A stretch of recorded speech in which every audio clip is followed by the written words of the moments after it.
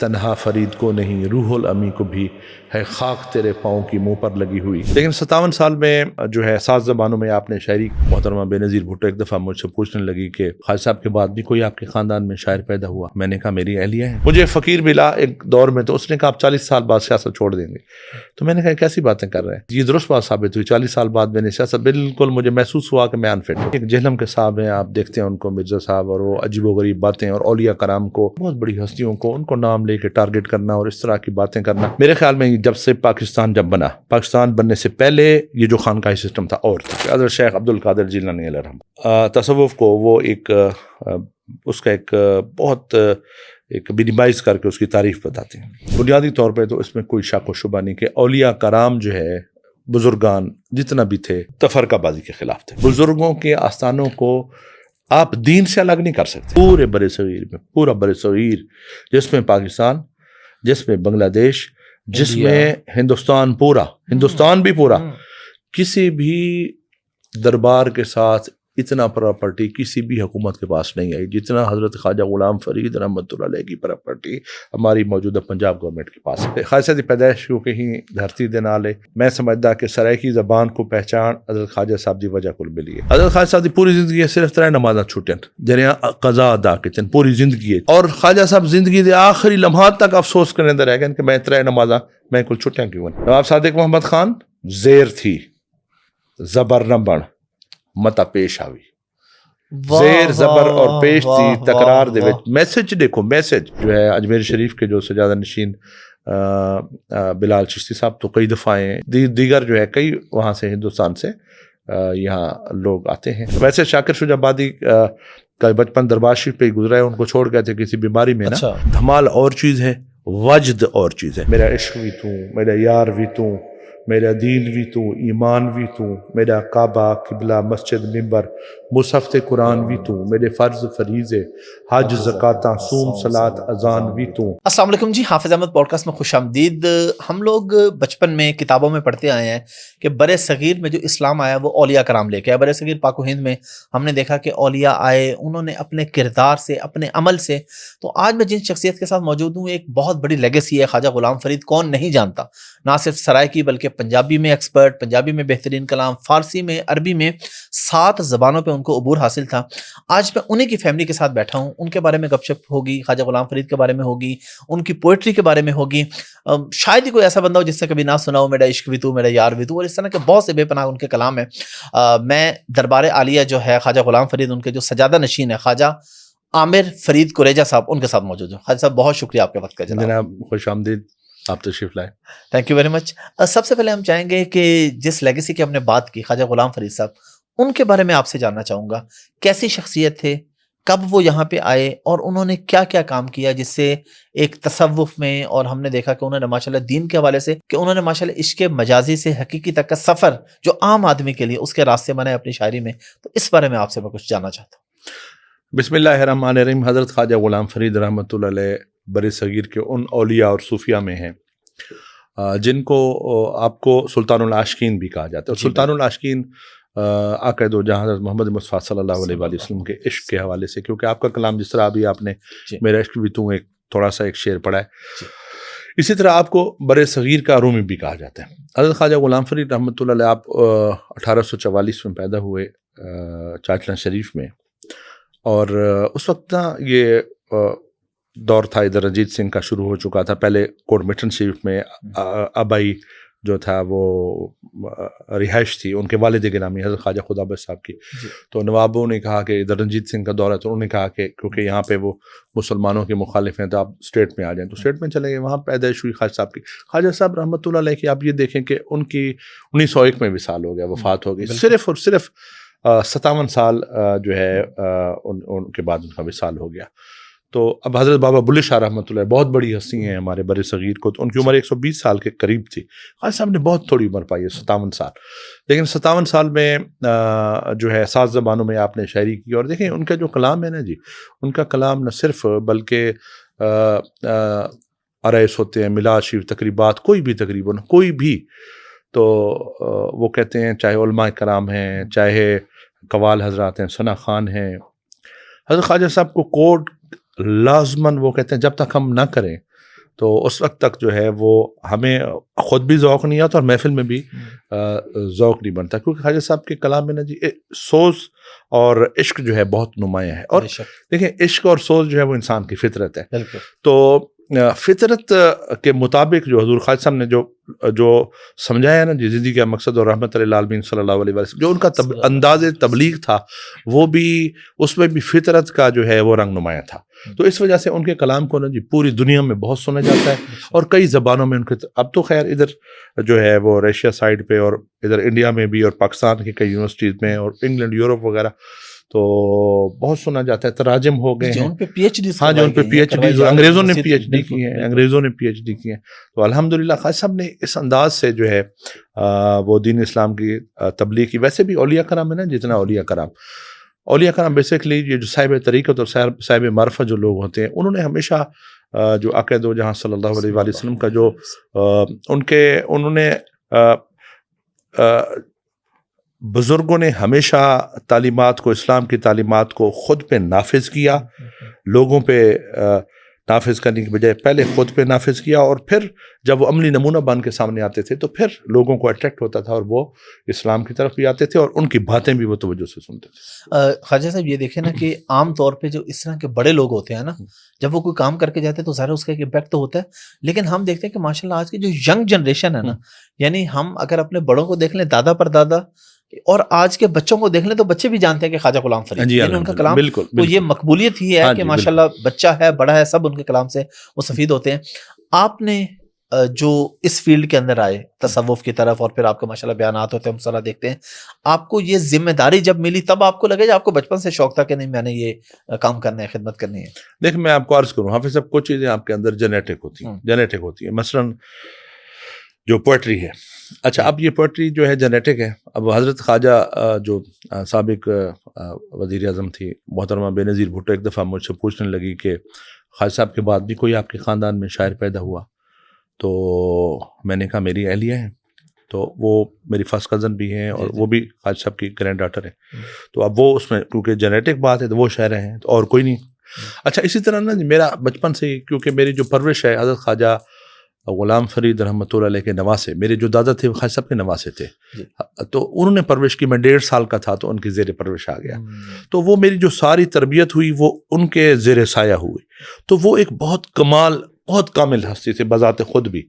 تو ان کی زیر سایہ رہنے کے ساتھ، ان کے قربت میں رہنے کے ساتھ ساتھ طبیعت میں میلان بھی اسی طرح. میں سمجھتا ہوں شاید انہوں نے مجھے اپنی فیملی میں سے، یعنی بیٹے بھی حیات ہیں میرے والد صاحب باقی، تو مجھے چنا بھی شاید اس لیے کہ انہیں نظر آیا ہو کہ یہ اس طرف اس کا میلان ہے.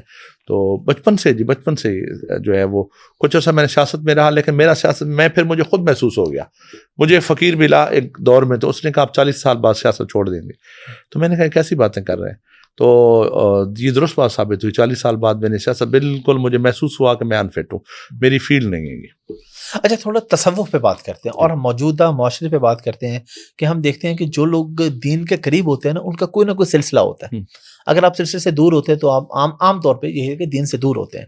تو اس حوالے سے آپ لوگ کیا کام کر رہے ہیں، اور نوجوان نسل کے لیے خاص طور پہ اس حوالے سے کہ کچھ کہیں پہ ہمارے نوجوانوں کو اولیاء سے دور کرنے کی کوشش بھی کی جاتی ہے، آپ کی اس بارے میں کیا رائے ہے؟ دیکھیں میں آپ کو عرض کروں کہ خاص طور پہ ہم جب دیکھتے ہیں نا جی، ایک ہمارا بچپن کا دور تھا، ایک اس کے بعد کا دور آیا، اس میں ہم نے ساری دیکھیں اس وقت، اور یہ تبلیغ کے اور طریقہ کار تھے. پھر اس کے بعد ٹیلی ویژن آیا، پھر اس کے بعد یہ جو 2014 سے بعد کا جو سلسلہ چلا ہے، 14 سے لے کے اب تک جو جس دور میں ہم گزر رہے ہیں، سوشل میڈیا کا یہ دور، اور یہ پھر یہ سروسز اور سوشل میڈیا، یہ ساری چیزیں. تو اس میں نا میں آپ کو عرض کروں کہ اس میں بہت سی چیزیں ایسی دیکھنے کو ملی ہیں کہ جس میں وہ ہستیاں، اس میں مجھے خود بڑی تکلیف، اور میں ذاتی طور پہ میں نے پھر یہ سوچا کہ میری یہ فیلڈ بھی یہی ہے اور میری جینیٹک بھی ظاہر ہے کہ میری نسبت بھی یہی ہے. تو میں سمجھتا ہوں کہ جو اس وقت خاص طور پہ جو ہماری نوجوان نسل ہے، جس طرح آپ یہ ایک جہلم کے صاحب ہیں، آپ دیکھتے ہیں ان کو، مرزا صاحب، اور وہ عجیب و غریب باتیں، اور اولیاء کرام کو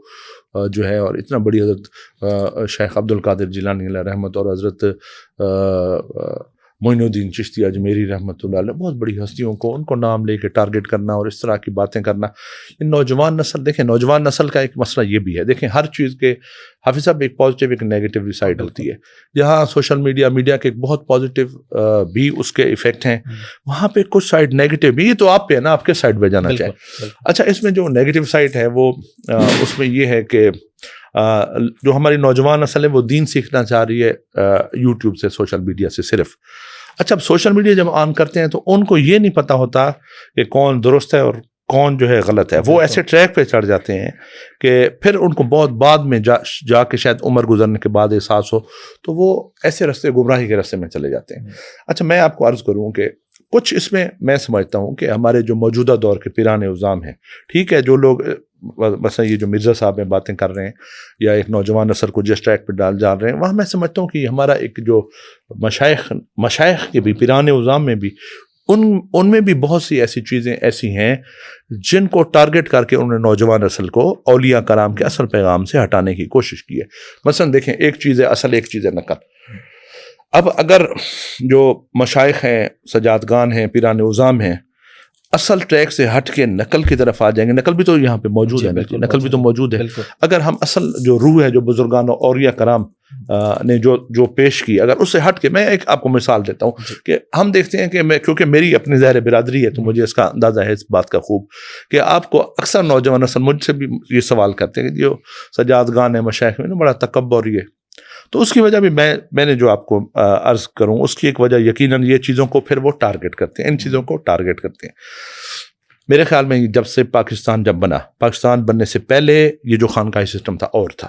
پاکستان بننے سے پہلے جو خانقاہی سسٹم تھا، بر صغیر تھا، ہندوستان، بنگلہ دیش سارے اکٹھے.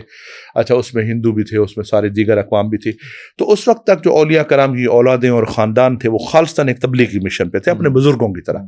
مثلا جس طرح حضرت بابا فرید تھے، جس طرح خواجہ معین الدین چشتی اجمیری رحمۃ اللہ علیہ تھے، جس طرح حضرت خواجہ فرید تھے، حضرت نظام الدین اولیاء رحمۃ اللہ علیہ تھے، حضرت تاجدار گولڈا، اور اسی طرح حضرت لال شہباز قلندر. تو ان کی اولادیں بھی اسی پیٹرن پہ کام کر رہی تھی. ٹھیک ہے، جیسے پاکستان بنا تو پاکستان بننے کے بعد یہ تھوڑا سا بعد کے سجادگان مشائخ پیران میں تھوڑا ٹرن لیا.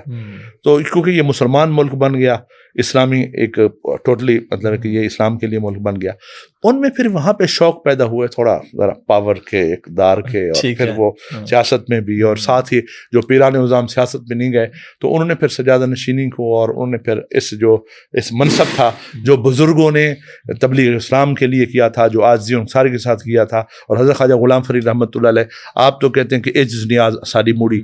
اب میں ان کا جو ہے گرینڈ سن ہو کے اگر خواجہ صاحب یہ فرمائے اور میں یہاں تکبر میں بیٹھ جاؤں تو اس کا مطلب ہے میں ان کے فرمودات کے انگیز چل رہا ہوں. لیکن اس میں غلطی آپ کی، یعنی میں سمجھتا ہوں کہ ساری غلطی صرف میں کرٹیسائز والوں پہ نہیں ڈالنا چاہ رہا کہ سارا ان کا قصور ہے.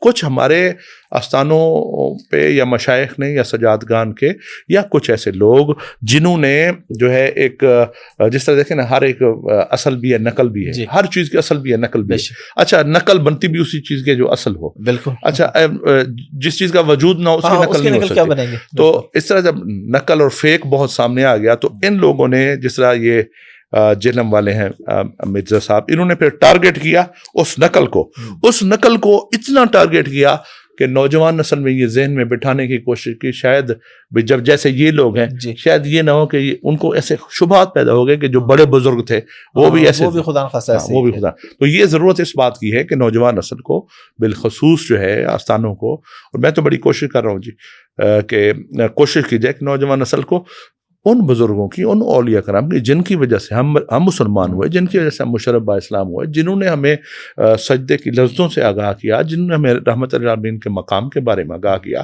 جو دین اسلام لے کے آئے اور بڑی مصیبتوں اور ہجرتیں کر کے کہاں گئے. اور ہمارا جو جد امجد ہے عمر فاروق رضی اللہ عنہ ہے، تو کہاں سے ہوتے ہوئے یہاں بزرگوں نے سفر کیا. دادا صاحب کہاں سے آئے، حضرت غوث باولک صاحب کہاں سے آئے، حضرت بابا فرید کہاں سے آئے، حضرت خواجہ معین الدین چشتی ہنجری جو ہیں وہ کہاں سے آئے، حضرت لال دیکھیں جتنا بزرگ ہیں آپ کبھی غور کریں اسی علاقے میں ان کی پیدائش نہیں ہوئی، یہ دوسری جگہوں سے آئے، بالکل ہجرت کر کے. اچھا، تصوف کے بارے میں تھوڑا بتائیں، تصوف کیا ہے ایک عام آدمی کے لیے، ہم یہ جاننا چاہیں.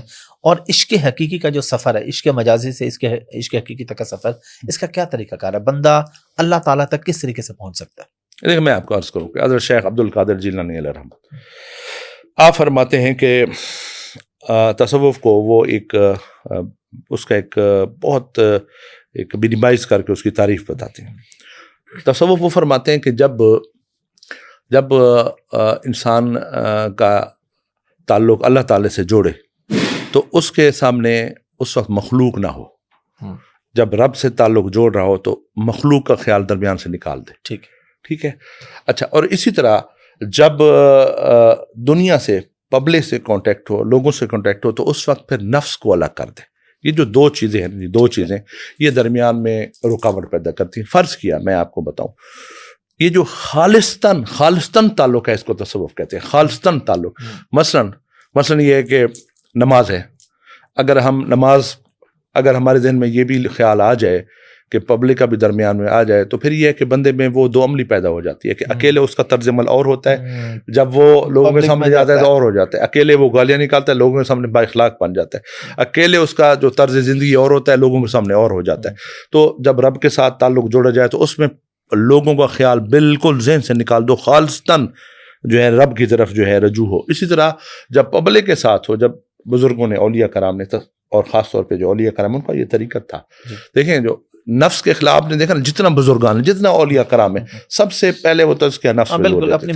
دیکھیں میں مارنی، خواجہ صاحب بھی انہی اولیاء میں سے ہیں جو میں مارنے کے نقطے پہ بہت یقین رکھتے تھے. اور دیکھیں ہر صاحب بزرگ طریقت، صاحب معرفت نے میں مارنے پہ زور دیا ہے، کیونکہ وہ سمجھتے ہیں کہ جتنی بھی بیماریاں ہیں ان میں نفس کا بڑا تعلق ہے. یعنی کسی کو اچھا سمجھنا، برا سمجھنا، انا، پریسٹیج، یہ ساری اسی نفس میں آتی ہیں. کہ اگر لوگوں کے ساتھ دیکھیں ہمارے جھگڑے کیوں ہوتے ہیں، جھگڑے اسی وجہ سے ہوتے ہیں نا جی. اس نے مجھے عزت نہیں دی، اس نے مجھے فلاں موقع فہاں کہا، میں نے اس کا اچھا کیا، اس نے میرے ساتھ برا کیا. تو یہ انا کا مسئلہ ہے، یہ جو نفس ہے. تو یہ جو بزرگ ہیں تصوف خاص طور پہ جو حضرت شیخ عبد القادر جیلانی احمد نے جس کی تعریف کی وہ یہ تھی کہ رب کے ساتھ تعلق ہے تو خالص سے مخلوق کے ساتھ تعلق ہے تو وہ بھی خالص ہو، اس میں نفس نہ ہو. یہ تصوف ہے. اور عشق حقیقی تک کا جو سفر ہے کوئی آدمی کیسے طے کر سکتا ہے؟ دیکھیں حضرت خواجہ غلام فرید رحمۃ اللہ علیہ، آپ نے اپنی 57 سال کی جو زندگی ہے، 57 سال کی، ان میں سے 18 سال روح میں گزارے. 18 سال. اور جو بزرگ ہیں نا اولیاء کرام، دیکھیں حضرت خواجہ صاحب وہ ان بزرگوں میں شامل ہیں جو وحدت الوجود پہ یقین رکھتے تھے. اور بزرگوں کے نزدیک جو ہے اللہ نور السماوات والارض، کہ ہر جگہ اللہ تعالیٰ کا نور ہے. تو وہ جس چیز کو بھی دیکھتے ہیں نا وہ اسی نظر سے، اگر ان کو کوئی درخت نظر آ گیا خوبصورت تو وہ اسی نظر سے دیکھتے ہیں، کوئی انسان خوبصورت نظر آ گیا تو اسی طرف سے دیکھتے ہیں. اچھا اگر ان کو کوئی منظر، کوئی بھی چیز، اللہ نور ان کے ذہن میں، کیونکہ وہ صوفیاء جو ہے وہ وحدت الوجود کے قائل تھے تو وہ ہر چیز میں اللہ کا ہی نور دیکھتے تھے. تو جو حضرت خواجہ غلام فرید رحمۃ اللہ علیہ کی جو بھی زندگی گزری وہ بھی اسی طرح جو ہے وہ اللہ نور السماوات والارض کے اس کو جو ان کا بیس تھا تو وہ ہر ایک چیز کو جو ہے رب تعالیٰ کے نسبت سے دیکھتے تھے. خانقاہی نظام جو پاکستان میں ہے جی، آپ سمجھتے ہیں کہ یہی اصل خانقاہی نظام ہے یا آپ سمجھتے ہیں کہ نہیں اب چیزیں تھوڑی چینج ہو چکی ہیں؟ دیکھیں میں آپ کو عرض کروں کہ جو خانقاہی نظام ہے، ہمارے جو خاص طور پہ بچے ہیں جی، ان کو یہ میں بتاتا چلوں، میں دیکھتا ہوں، پھر مجھے عجیب سا بھی لگتا ہے کہ میں نے خود کئی دفعہ دیکھا، بچوں کے کمنٹ پڑھے، دیگر پروگراموں میں ادھر ادھر کئی ویڈیوز آ جاتی ہیں سامنے اتفاق سے. تو اس میں یہ بچے کہہ رہے ہوتے ہیں کہ جی یہ تو خانقاہیں یہ تو انگریزوں نے بنائی. اچھا اس طرح کے مطلب گفتگو آ جاتی ہے. اسی لیے میں نے یہ جو جناب پیران نظام ہے یہ تو انگریزوں کی پیداوار ہے. اچھا ان کے ذہن میں ایک تصور بن گیا ہے کہ شاید یہ جو خانقاہی سسٹم ہے یا یہ جو پیران نظام ہے تو یہ شاید انگریزوں نے اسی طرح بنایا ہے جس طرح کا ایک تصور فیوڈلز کا ایک تصور لوگوں کے ذہن میں ہے کہ جائیدادیں الاٹ کی اور سارا آپ اچھی طرح اس کو جانتے ہیں. تو وہ سمجھتے ہیں کہ شاید یہ بھی کوئی بنائی گئی ہیں، جبکہ ایسا نہیں ہے. دیکھیں خانقاہی سسٹم جو بیسکلی جو اس کا تصور ہے وہ اصحاب صفا سے ہے کہ تاجدار کائنات صلی اللہ علیہ وآلہ وسلم آپ کے ایک طرف اسی وقت یہ مسجد نبوی میں جہاں مسجد تھی ساتھ ہی حجرہ تھا جس میں اصحاب صفا اس میں قیام فرماتے تھے، جس میں حضرت ابو ہریرہ رضی اللہ تعالیٰ عنہ جیسی ہستیاں، جس میں حضرت عبداللہ بن مسعود، حضرت انس بن مالک، یہ وہ اصحاب پاک ہیں. آپ حدیث پڑھیں نا تو سب سے زیادہ حدیث آپ کو ماشاءاللہ آپ حافظ بھی ہیں، تو ان میں بہت زیادہ کنٹریبیوشن اصحاب صفا کا ہے. بالکل پاس ہے، وہ بالکل ساتھ رہتے تھے اور سرکار کے ساتھ بالکل قرب میں رہتے تھے، اور وہ حجرے میں رہتے تھے. اور وہ حجرہ جو ہے بیسیکلی خانقاہ کا تصور ہے، مسجد اور حجرہ. تو یہ جو طریقت صاحب طریقت بزرگ چلے، دیکھیں نبی پاک علیہ الصلوۃ والسلام کا ایک تھا آپ صاحب شریعت، آپ کیونکہ آخری نبی اور تاجدار کائنات ہیں، تو وہ جو طریقت ایک شریعت تھا، ایک طریقہ جس پہ سرکار عمل فرماتے تھے، اس طریقت کو پھر لے کے چلے یہ بزرگ آگے. تو یہ جو خانقاہی سسٹم ہے، یہ نوجوان نسل کو یہ بتانے کی ضرورت ہے کہ آج کل چیز یہ انگریزوں کی بنائی ہوئی چیز نہیں ہے. یہ جب سے نبی پاک علیہ الصلوۃ والسلام کی ذات مقدسہ کے دور سے ہی، اصحاب صفا سے ہی یہ سارا سلسلہ کے شروع ہوا، جو پھر ہر جگہ وہ مسجد اور خانقاہ کا تصور ہے. یہ اسی اصحاب صفا کا جو ہے اس دور کا ایک ریفلیکشن ہے. ہمارے ملک میں نا فرقہ واریت آپ کو پتہ ہے بہت زیادہ ہے، ہر بندہ ایک دوسرے کے خلاف ہے، یہ کافر وہ کافر. تو اس حوالے سے خانقاہی نظام کیا کام کر رہا ہے؟ اور خانقاہی نظام ہے جو تصوف کا نا، اس کو ایک فرقے سے ریلیٹ کر دیا گیا کہ یہ دربار ہے تو یہ صرف ایک فرقہ ہے. تو آپ جب خانقاہی نظام کی بات کرتے ہیں، تصوف کی بات کرتے ہیں، تو کیا آپ کے نزدیک یہی ہوتا ہے کہ ہم نے محبت پھیلانی ہے، تمام مکاتب فکر کو جوڑنا ہے؟ تو جوڑنے کے حوالے سے خانقاہ کا کیا کردار ہوتا ہے؟ دیکھیں میں آپ کو حافظ صاحب تھوڑا سا میں آپ کو اس میں اس جواب میں آپ کو تھوڑا سا ایک دو چیزیں میں آپ کو اپنی بھی ایک نظریہ بھی آپ کو عرض کرنا چاہتا ہوں. دیکھیں بنیادی طور پہ تو اس میں کوئی شک و شبہ نہیں کہ اولیاء کرام جو ہے، بزرگان جتنا بھی تھے، وہ تفرقہ بازی کے خلاف تھے. بالکل خلاف تھے. وہ مطلب تفرقے کی بات ان کے زبان پہ نہیں آتی تھی. اچھا، وہ اس انداز میں وہ نبی پاک علیہ الصلوۃ والسلام کے جو آپ کا جو پیغام تھا اس کو وہ عملی نمونہ بن کے پیش کرتے تھے. اچھا، میں آپ کو تھوڑا یہ تفرقہ حضرت خواجہ صاحب رحمۃ اللہ علیہ کے بارے میں آپ کو عرض کروں کہ خواجہ صاحب جو ہیں ان کی، یعنی وہ اس نظریے کے وہ کہتے ہیں کہ جی اپنی حقیقت گول تو بے کو ناسلوں پھول تو اپنے آپ کو. اچھا، اسی طرح فرماتے ہیں کہ فاش فرید واز سنا تو عالم جاہل شاہ گدا کو جے کوئی چاہے فقر فنا کو اپنے آپ کو بولے. اچھا، اس میں نا یہی جو بالکل یہی جو انداز ہے علامہ اقبال کے سوچنے کا بھی، وہ بھی یہ کہتے ہیں کہ اپنے من میں ڈوب کر پاجا سراغ زندگی. ٹھیک ہے نا جی، تو وہ بھی قلندر لاہوری ہیں. تو دیکھیں یہ جو بزرگان اولیاء کرام ہیں، وہ تو ایک تفرقہ بازی وہ پھیلائے جو ہمیشہ دوسروں پہ تفرقہ پھیلتا اس سے جب آپ دوسروں پہ کریٹیسائز کرتے ہیں. جب اپنی اصلاح کی بات کریں تو پھر جو ہے ظاہر ہے وہ ان کا پیغام تفرقہ بازی والا ہو نہیں سکتا. اچھا، یہاں میں آپ کو تھوڑا سا ایک اور بتاؤں.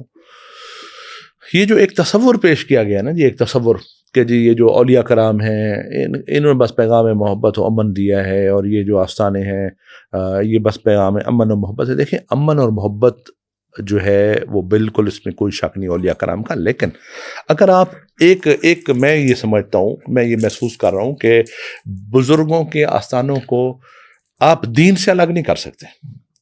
یہ دربار شریف کو، حضرت خواجہ غلام فرید رحمۃ اللہ علیہ کو آپ ان کی شخصیت کو دین سے الگ نہیں کر سکتے. یہ نہیں کہہ سکتے کہ دین سے کوئی وہ جدا چیز ہیں.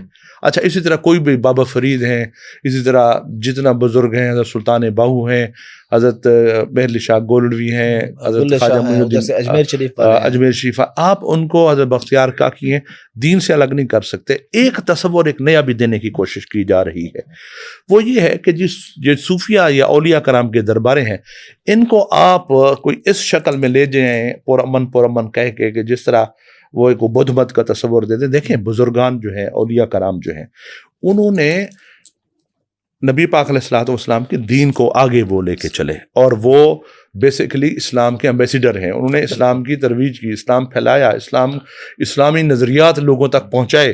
اور اب حضرت خواجہ، جس طرح میں یہ کہتا ہوں، اب کہا جاتا ہے اکثر جی بزرگان نے جو ہے نا وہ انہوں نے جی امن اور محبت کی بات، امن محبت ایک ان کی ذات میں حصہ تو ہے نا. اب ان کی ساری دین کی خدمات کو الگ کر کے ان کو کہیں کہ جن کا دین کے تعلق نہیں، صرف امن و محبت کا جو اظہار کرتے رہتے. نہیں، میں یہ اس نظریے کا حامی ہوں کہ جو جتنا اولیاء کرام ہیں انہوں نے عشق مصطفیٰ کا درس کیا، انہوں نے عشق الہی کا درس دیا، انہوں نے اسلام کی جو ہے وہ ترویج کی، اسلام کے یہ امبیسیڈر ہیں، اسلام کی تبلیغ کی۔ آپ ان کو اسلام سے الگ نہ کریں، یہ جو تصور پیش کیا جاتا ہے نا، آپ بھی اس کو دیکھتے ہوں گے۔ مثلا ایک واقعہ ہوا، شاید آپ کی یہ علم میں ہے کہ نہیں ہوا، کہ میں نے کچھ عرصے سے محسوس کیا، اب حضرت خواجہ غلام فرید رحمۃ اپنے 7 زبانوں میں شاعری کی، اور ویسے غیر مسلم بھی آتے ہیں، کرسچن بھی آتے ہیں، ہندو بھی آتے ہیں، سارے آتے ہیں ان کے مزار پہ۔ پچھلے دنوں ایک یورپی یونین کا ڈیلیگیشن آیا ہوا تھا، میں نے اس کو سارا ہوسٹ کیا، سارے آتے ہیں۔ دیکھیں میں نے وہاں پہ 1 سال پہلے، ویسے تو کافی عرصے سے تصاویر وغیرہ لگی ہوئی ہے، اس کے دربار شریف کا جو مین گیٹ ہے نا جی، مین گیٹ، اس کے اوپر میں نے یہ تصور دینے کے لیے کہ جو بھی یہاں پہ حاضری دینے کے لیے آئے تو اس کے ذہن میں یہ بات آئے کہ حضرت خواجہ غلام فرید رحمۃ اللہ علیہ کی بنیادی پہچان تاجدار کائنات سے ہے۔ میں نے بڑی گنبد خضرا کی تصویر مین گیٹ پہ لگا دی، اور ساتھ ہی میں نے یہ آیت کریمہ چن کے کہ وما ارسلناک الا رحمۃ للعالمین، اس کا انتخاب میں نے خود کیا۔ ٹھیک ہے، اے میرے محبوب، ہم نے آپ کو سب رحمت، سب جہانوں کے لیے رحمت بنا کے بھیجا، تاکہ بھی مسلمان ہیں، غیر مسلم ہیں، انگریز ہیں، کوئی ہیں، تو یہ آیت کریمہ جو ہے یہ تصور پیش کرے کہ رحمت للعالمین کی ذات جو مبارک ہے تمام عالم کے لیے، ایک تصور بھی، اور ساتھ خاص تصویر۔ تو ایک ایسا طبقہ بھی ہے ملک میں جو ان مزارات اور ان صوفیہ ان کے اور سائڈ پہ لے جاتے ہیں۔ مثلا ان کو وہ چاہتے ہیں کہ ان کو اس طرح ایک ٹریڈیشن اور جناب اس طرح ایک جو وہ کہتے ہیں کہ اس میں ایک مقبروں میں لے جائیں، اور ان کو لے جائیں اس میں ہمارے جو وہ ہوتے ہیں ایک اس کے لیے پراپر لفظ، خیر مطلب ہے کہ دین سے نہ جوڑا جائے، دین سے نہ جڑیں، اور اس کا تصور صرف یہ پیش کریں کہ ایک مقبرے کا یا نہیں۔ میں نے کہا نہیں، جو لوگ آئے، میں اس نظریات کا حامی ہوں۔ دیکھیں ہر ایک بزرگ کی نسبت، بزرگ وہ دین اسلام کے، آپ اور یہ نہیں کہہ سکتے کہ صوفیہ مذہب کوئی اور ہے اور اسلام کوئی اور ہے، اگر یہ نہیں، لیکن یہ کوشش کی جاتی ہے، یہ ڈیلیبریٹلی کوشش کی جاتی ہے کہ صوفی کا تصور اسلام کے ساتھ الگ کر دیا جائے۔ میں اس تصور کے بالکل خلاف بھی ہوں اور جدوجہد بھی کر رہا ہوں۔ میں یہ کہتا ہوں کہ جو جتنا اولیاء کرام ہیں یہ کنیکٹڈ ہیں، یہ اسلام کے ایمبیسیڈر ہیں۔ آپ اس کو اسلام کر کے صرف صوفی کا نام دے کے یہ تصور نہیں پیش کر سکتے کہ ان کا اسلام سے کوئی تعلق نہیں ہے۔ اسلام کی پکچر انہوں نے پیش کی، عملی نمونہ ہیریٹیج کا، جو یہ جی ہیریٹیج میں، تو ہیریٹیج بنانے کی ایک کوشش، پھر میں نے ناکام کی۔ پھر ایک وہاں کے ڈپٹی کمشنر انہوں نے وہ بورڈ وغیرہ اس کو پڑھوایا، اور وہ خیر اس پہ بہت پورے ملک میں ریئیکشن آیا، یہ ایک الگ بات ہے۔ اور میں ویسے حکومت سے بھی مطالبہ کرتا ہوں کہ وہ جو بھی اس میں ملوث ہیں تو ان کو اس میں سزا دی جائے۔ تو کیونکہ حضرت خواجہ غلام فرید رحمۃ اللہ علیہ کے دربار کا تصور ہم یہ نہیں ہونے دیں گے کہ ان کا دین سے تعلق نہیں ہے، ان کا عشق رسول سے تعلق نہیں ہے، اور وہ صرف ہیریٹیج اور ثقافت کا نام دے کے ہمیں اپنی سرائے کی ثقافت سے بہت محبت ہے، اس میں کوئی شک نہیں ہے، ہاں کوئی شک نہیں ہے، لیکن جو ان کا اصل جو پہچان ہے اس کو، اس دربار کی پہچان کو تبدیل نہیں کرنے دیں گے۔ اچھا تھوڑا سا ذرا ایک کریٹیکل کویشچن آپ کہہ لیں لوگوں کے لیے ہی، لوگ الزام لگاتے ہیں کہ یہ جو سجادہ نشین ہوتے ہیں، جو خانقاہیں ہوتے ہیں، یہ بیسیکلی ایک بزنس ہوتا ہے، یہاں پہ بہت پیسہ آتا ہے اور ان لوگوں کو کسی کام کی ضرورت نہیں ہوتی۔ اس طرح تھوڑا سا بتا دیں کہ کیا سسٹم ہوتا ہے، کسی محکمے کے تحت ہوتے ہیں یا آپ کے اپنے تحت ہوتے ہیں، اور پھر اس پہ جو اخراجات ہوتے ہیں، یہ سارا سلسلہ کیسے چلتا ہے؟ اب سر میں آپ کو عرض کروں، میرا دل چاہتا تھا کہ آپ مجھ سے یہ سوال کریں، اس کی وجہ یہ بھی ہے، دیکھیں آج ہم اکٹھے بیٹھے ہیں تو میں چاہتا ہوں کہ جو گزارشات میں پیش کروں آپ کی خدمت میں عرض کروں، ہمارے بچے سنیں، نوجوان سنیں، وہ لوگ سنیں جن کا افسانوں کے ساتھ تعلق نہیں ہے، درباری سسٹم کے ساتھ تعلق نہیں ہے، تاکہ ان کو آگاہی ہو، جو سمجھتے یہ انگریزوں نے شروع کیا ان کو آگاہی ہو۔ دیکھیں میں آپ کو ایک عرض کروں کہ بنیادی طور پہ جو ہے اس میں پہلے بھی میں عرض چکا ہوں کہ بہت سے ہمارے اپنے پیران عظام کا بھی اس میں ایک طریقہ کار سے ایک جو ہے نا لوگوں کو بات کرنے کا موقع ملا، اور پھر نوجوان اثر کو ڈی ٹریک بھی کر دیا۔ لیکن میں آپ کو عرض کروں، اب جو حضرت خواجہ غلام فرید رحمۃ اللہ علیہ کا دربار ہے، بہت سے لوگوں کو نہیں پتا ہوگا، شاید آپ کو بھی نہیں پتا ہوگا، یقیناً نہیں پتا ہوگا، سابقہ سی ایم ہے اپنا عثمان بزار، وہ ہے، ان کو بھی نہیں پتا تھا، چیف منسٹر تھے، اس طرح بہت سے لوگوں کو۔ دیکھیں حضرت خواجہ غلام فرید رحمۃ اللہ علیہ کے دربار سے جتنا پراپرٹی ہے کے ساتھ اٹیچ ہے، جو اوقاف کے پاس ہے، یہ پورے بر صغیر میں، پورا بر صغیر، جس میں پاکستان، جس میں بنگلہ دیش، جس میں ہندوستان بھی پورا، کسی بھی دربار کے ساتھ اتنا پراپرٹی کسی بھی حکومت کے پاس نہیں آئی جتنا حضرت خواجہ غلام فرید رحمۃ اللہ علیہ کی پراپرٹی ہماری موجودہ پنجاب گورنمنٹ کے پاس ہے۔ ایک تو یہ پہلو ہو گیا. اچھا اب دیکھیں ہم ایک چیز کی بات کرتے ہیں, ہم یہ کرتے ہیں کہ آپ اتنا پراپرٹی اگر آپ کے پاس ہے کروڑا اربوں میں, کروڑا تو خیر بہت چھوٹا لفظ ہے, اربوں میں آپ آمدنی حاصل کرتے ہیں, تو کم از کم حضرت خواجہ غلام فرید رحمۃ اللہ علیہ کا جو بنیادی روح ہے, پیغام ہے, جو ان کا جب سات زبانوں میں انہوں نے شاعری کی ہے, وہ جو جس سسٹم کو وہ چلاتے تھے تصوف والا, جو وہ حضرت خواجہ غلام فرید رحمۃ اللہ علیہ خود پڑھاتے تھے, اور وہ جو نظام ان کے دور میں تھا, کم از کم اس کو تو لے کے آگے چلیں. اچھا اسی طرح میں آپ کو عرض کروں, اب میں اپنی بات بتاؤں. دیکھیں کہ بنیادی طور پہ جو ہے نبی پاک علیہ الصلوۃ والسلام سے ایک صحابی نے سوال کیا کہ حضور کوئی ایسا عمل بتائیں کہ جس پہ جنت واجب ہو جائے. تو ایک تو حضور نے فرمایا کہ مسکرا کے بات کریں, لہجہ نرم ہو, سلامتی عام کریں, اور تیسری بات جو کی وہ کی کہ بھوکے کو کھانا کھلائیں. یہ جو بھوکے کو کھانا کھلانا ہے یہ بھی جو ہے جنت ان کاموں میں سے ہے جو جنت کو واجب کرتے ہیں. بنیادی طور پہ خانقاہی سسٹم میں جو ہے اولیاء کرام کے آستانوں پہ, درباروں پہ, میں خود اس بات کی بڑی کوشش کرتا ہوں اور سعادت سمجھ کے کوشش کرتا ہوں, اور کوشش کرنی چاہیے کہ اس میں ایک بڑی خوبصورتی ایک چیز اور بھی ہے کہ درباروں پہ جو لنگر تقسیم ہوتا ہے نا, اس سے آپ کو کوئی سوال نہیں کرے گا آپ کون ہیں, آپ کس مسلک سے تعلق ہے, کس مذہب سے تعلق ہے, امیر ہیں, غریب ہیں, آپ ابھی داتا صاحب چلے جائیں, آپ کچھ نہیں, کوئی بھی چلا جائے, کوئی چلا جائے آپ کو لنگر. میں معذرت آپ کی بات تھوڑی سی بیچ میں صرف ایڈ کرنے کے لیے, آپ نے جو بات کی جنت کی, تو جہنمیوں سے جب پوچھا جائے گا تو ان میں ہے ولم نکن نطعم المسکین, ہم مسکینوں کو کھانا نہیں کھلاتے تھے. ہاں اللہ جہنم میں لے جانے والی چیز, اور تصدیق ہوگی, اس کی ڈبل تصدیق ہوگی, ڈبل تصدیق ہوگی. تو یہ جو اولیاء کرام کے جو آستانے بنیادی طور پہ لنگر, دیکھیں اب یہ خالد صاحب کی ساری پراپرٹی چلی گئی ادھر. اب میں اپنی بات کروں, الحمدللہ میرے تینوں بیٹے جو ہیں وہ سارے برسر روزگار ہیں, کوئی بزنس کرتا ہے, ذمہ دار ہے. اچھا باقی جو ہے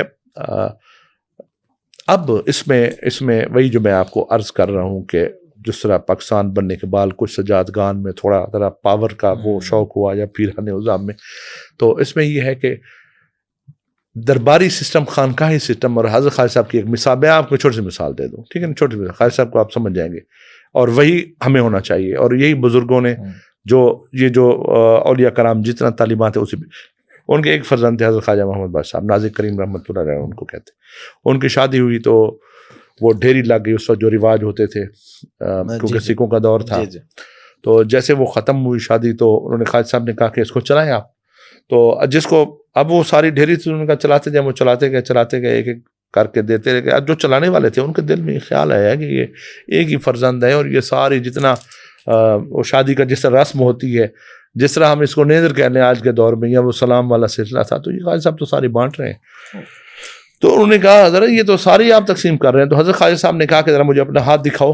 تو انہیں ایسے ہاتھ دکھایا تو وہ کیونکہ وہ سکے چلا کے ان کا سارا ہاتھ کالا ہو گیا تھا, وہ جو خدمت گار تھا. تو انہوں نے کہا دیکھیں یہ جو ہے یہ کالک ہے, اس کو اپنے آپ من کے جتنا قریب کرو گے آپ کا من بھی کالا ہو جائے گا. اور دیکھیں ایک شعر بڑا زبردست, حضرت خالد صاحب فرماتے ہیں دنیا کو چوچی لا آڑا, واہ, ٹھگ باز دا ڈٹکو نہ چاہ. اچھا یہ اس میں بڑی فلسفی ہے. وہ کہتے ہیں کہ یہ دنیا جو ہے اس کو آگ میں جلا دو, دنیا کو چوچی لا آڑا, اس کو آگ میں جلا دو, ٹھگ باز دا ڈٹکو نہ چاہ. یہ ٹھگ باز ہے, یہ دھوکے باز ہے, اس کے دھوکے میں نہ. یہی قرآن ہے, یہی حدیث ہے. دیکھیں اولیاء کرام کا جو فکر ہے, یا جو اولیاء کرام نے جو لیگسی دے گئے ہیں, جو ان کے فرمودات ہیں, جو ان کے احکامات ہیں, وہ اور ہیں. ہاں ہم میں سے کوئی اگر آج کے پیرانے عظام میں سے کوئی اگر اس کو اپنا بزنس بنا لیتا ہے, تو یہ بزرگوں کا ان کا تو یہ فرمان ہے, ان کا تو طور طریقہ نہیں ہے, تو ایک انڈیویجول کی غلطی ہو سکتی ہے. ورنہ جو اولیاء کرام کے آستانے ہیں وہ تو فیوز و برکات اور فیض بھی, اور ایک یونیورسٹی, ہر ایک بزرگ, لیکن ہر ایک بزرگ ایک یونیورسٹی کی درجہ رکھتا تھا, ہر ایک بزرگ ایک یونیورسٹی کا درجہ, وہ تو یونیورسٹیاں تھیں. آگے اگر چلانے والے کوئی ڈی ٹریک ہو جائیں اور دولت جمع کر جائیں اور کاروبار بنا لیں, تو یہ ان کا تو قصور ہو سکتا ہے. جو بیسکلی اولیاء کرام کا جو طریقہ کار تھا وہ یہ نہیں تھا. تھوڑی جی سریکی گپ شپ کر کے واپس ایک دوسرے سوال کرے سو سریکی اجتماع ماشاءاللہ سے دیکھوں تے خواجہ غلام فرید اللہ وسا کو قریب کوئی نہیں نظر تھا, کوئی صوفی بزرگ اور بڑے شاعری, لیکن خصوصیت یہ ہے کہ ماشاءاللہ پنجابی ہو میں اردو میں سارے اون کریں دیں.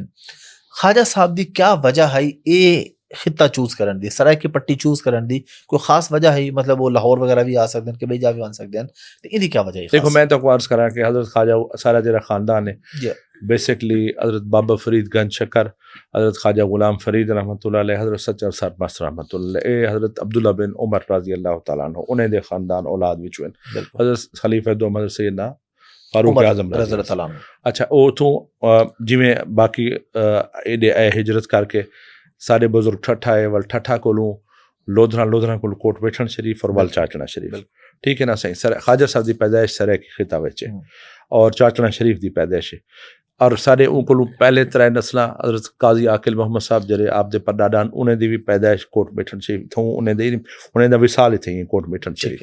تے خواجہ صاحب دی پیدائش کیوں کہ ہی دھرتی دے نال ہے, اور میں سمجھدا کہ سرائکی زبان کو پہچان حضرت خواجہ صاحب دی وجہ کل ملی ہے, اور حضرت خواجہ غلام فرید رحمۃ اللہ علیہ اور جس سرائکی آپ نے گفتگو کی تھی ہے انہیں دے میں سمجھدا اسارے کولوں دیوان فرید جڑا ہے سب تو وڈا سرائکی زبان کولوں سب تو وڈا ایک ایسٹ ہے دیوان فرید, حضرت خواجہ غلام فرید رحمۃ اللہ علیہ دا کلام. اور سرائکی کلچر کو جوڑنے, سرائکی ثقافت اور سرائکی وال خواجہ فرید الرحمت نے اپنے دیوان دے وچ بھی مثلا نے فرمایا کہ روحی یار ملاوڑی ہے, سارا تعلق کیونکہ اتھوں دے نال روحی یار ملاوڑی ہے, ون پیسوں لسڑی گاوڑی ہے, گھن اپنے سونے سیمی کنوں خواجہ صاحب دے کلام. تے انہیں اپنی ثقافت اور کلچر کو بھی حضرت خواجہ فرید سے نے بہت زیادہ ان دے وچ اوندا ذکر کیتے. یہ وجہ ہے کہ انہیں دا جڑا کلام ہے او لوگوں دے دل دے اثر کریں دے. بالکل جڑا سالانہ میلہ ہوندے جی ایک کوئی خاص طریقہ ہیں, اور ادھے تے کتنے لوگ آنے, کتھوں لوگ آنے؟ حضرت خواجہ غلام فرید رحمۃ اللہ علیہ دا جڑا عرس ہے نسیں سالانہ او 5 6 7 ربیع الثانی کو منعقد تھیندے, کیونکہ انگریزی مہینے سے تبدیل تھیندے رہے ویندن. اے سال اکتوبر دے وچ. اچھا کوٹ بیٹھن شریف نا صحیح 5 دریاواں دے اوتے واقع, 5 دریاواں دے اوتے کوٹ نشیب ہے. اور بالکل سارا جڑا راجنپور سارا ڈسٹرکٹ راجنپور سی راجنپور دی ایک سائیڈ بلوچستان نال ٹچ کریں دیے, ایک سائیڈ کشمور اور گھوٹ کی لہر کی سندھ نال ٹچ کریں دیے, اور اساڈا بیلٹ جڑا تھیا ساؤتھ والا بیلٹ جڑا سرائکی پنجاب چلو گو سرائکی پنجاب دا لفظ استعمال کریں دے سے, تے او جڑا بیلٹ ہے او اپنا ساؤتھ دا ایریا تھی گیا خواجہ صاحب. اچھا وال کیونکہ جڑا ہے اندے تے پوری باہر تو بھی لوگ آمدن, اور خواجہ صاحب دے کیونکہ جڑے راجستھان اور روہی نا صحیح ہے ہندوستان پہلے ہکو ہا نا, ایہی کلچر راجستھان ہے, ایہی کلچر روہی دا اتھا چولیستان ہے. تے ای واسطے جڑا ہے آپ دے کلام ہندوستان بہت سنیا ویندے. اور خواجہ صاحب اردو بھی ایک کلام میں تو کوئی شعر بھی سنا دے کہ آپ فرمائندن کہ رجب شریف دا مہینہ گزرے کہ تنہا فرید کو نہیں روح الامی کو بھی ہے خاک تیرے پاؤں کی منہ پر لگی ہوئی. آپ نے جبرائیل امین جلے اٹھاوانے آقا دو جہاں کو اون دے ہوتے حضرت خواجہ غلام فرید رحمۃ اللہ کلام فرید آکھا ویندے. تے سرائکی دا کیونکہ آپ دی پہچان تھی اس زبان وچ کیتے نے. عرس جڑا نا صحیح 3 تقریبات ہوندن 5 6 7 ربیع الثانی, ٹھیک ہے, اے آپ دے عرس دے ڈیٹ ہیں, ٹھیک ہے, اور ایندے وچ بیرون ملک تو بھی لوگ آمدن اور پاکستان دے 4 صوبے تو, ٹھیک ہے. اور سرائکی وسیب تے خیر میں سمجھدا کہ سرائکی وسیب دا شاید ہی کوئی گھر ہوئے جن چ لوگ نام دے ہون. اچھا اون دے بعد یہ کہ سندھ بلوچستان کے پی کے خاص طور تے ڈیرہ اسماعیل خان والا اٹانک یہ بیلٹ سارا جی بالکل اے بھی, اور باقی لاہور اور ہر جگہ تو نا.